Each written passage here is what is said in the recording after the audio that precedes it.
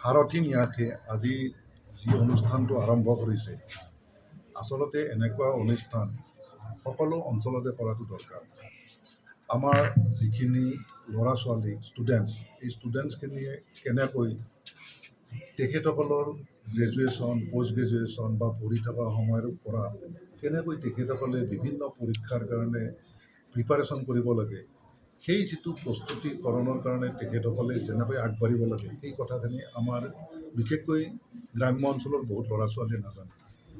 আৰু সেইকাৰণে আজি এই অনুষ্ঠানটোত মই হৈছোঁ, মোৰ ভাল লাগিছে। আৰু সাৰথি ন্যাসে এই অনুষ্ঠানৰ দ্বাৰা ল'ৰা ছোৱালীখিনিক যেনেকৈ গ্ৰাম্য অঞ্চলৰ ল'ৰা ছোৱালীখিনিক যেনেকৈ বিভিন্ন ধৰণৰ পৰীক্ষাৰ কাৰণে প্ৰস্তুতি চলাব লাগে, তাৰে এটা আভাস দিব। গতিকে এই অনুষ্ঠানটো এনেকৈ আগবাঢ়ি যাওক, ভালকৈ হওক। আৰু ওদালগুৰি জিলাৰ বিভিন্ন অঞ্চলত এনেকুৱা অনুষ্ঠান যদি হয়, ছাত্ৰ ছাত্ৰীসকল যথেষ্ট উপকৃত হ'ব।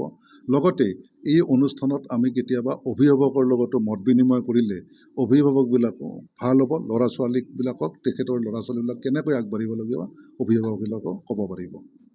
ধন্যবাদ। প্ৰতিযোগিতামূলক পৰীক্ষাৰ কৰ্মশালা। হয়, আচলতে সাৰথিটো আমাৰ এটা সামাজিক অনুষ্ঠান, এইটো কোনো ৰাজনৈতিক বা বেচৰকাৰী অনুষ্ঠান নহয়। আমি এই অনুষ্ঠানটো জন্ম দিছিলোঁ 2023 চনৰ নৱেম্বৰ মাহত।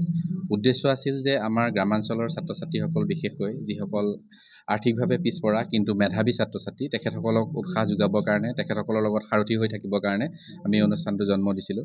তেখেতসকলে যাতে আমি বুজি পাওঁ যে ছাত্ৰ ছাত্ৰীসকলে দুটা কাৰণতে পঢ়িব নোৱাৰে। এটা হয় তেওঁ নিজৰ ভুলৰ কাৰণে নোৱাৰে, আৰু এটা হ'ল যে তেওঁলোকৰ যিখিনি পঢ়াৰ কাৰণে যিখিনি সমল লাগে, সেই সমলখিনিৰ অভাৱৰ কাৰণে নোৱাৰে।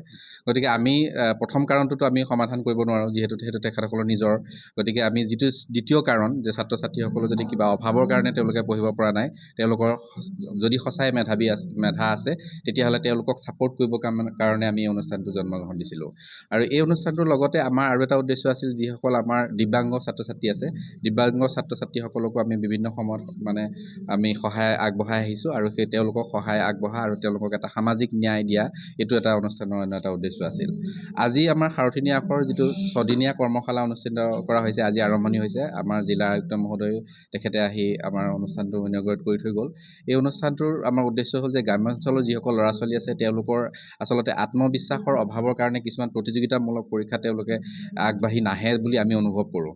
গতিকে আমি বুজি পাওঁ যে তেখেতসকলৰ মেধা আছে, কিন্তু তেখেতসকলৰ আত্মবিশ্বাসটো যাতে আমি গঢ়ি দিব পাৰোঁ, তেওঁলোকৰ কিতাপৰ লগত সম্পৰ্কটো, বা তেওঁলোকে আমাৰ প্ৰতিযোগিতামূলক পৰীক্ষাসমূহৰ কাৰণে যিবোৰ লাগে, যে চিলেবাছবোৰ কেনেকুৱা, টাইম মেনেজমেণ্টটো কেনেকৈ কৰিব লাগে, বা ইণ্টাৰভিউ কেনেকৈ ফেচ কৰিব লাগে, প্ৰিপাৰেশ্যন কমপ্লিটলি কেনেকৈ কৰিব লাগে, এই গোটেই বস্তুবোৰ আমি 6 দিনীয়া কৰ্মশালাৰ জৰিয়তে তেওঁলোকক এটা আচলতে আত্মবিশ্বাস গঢ়ি তুলিব বিচাৰিছোঁ।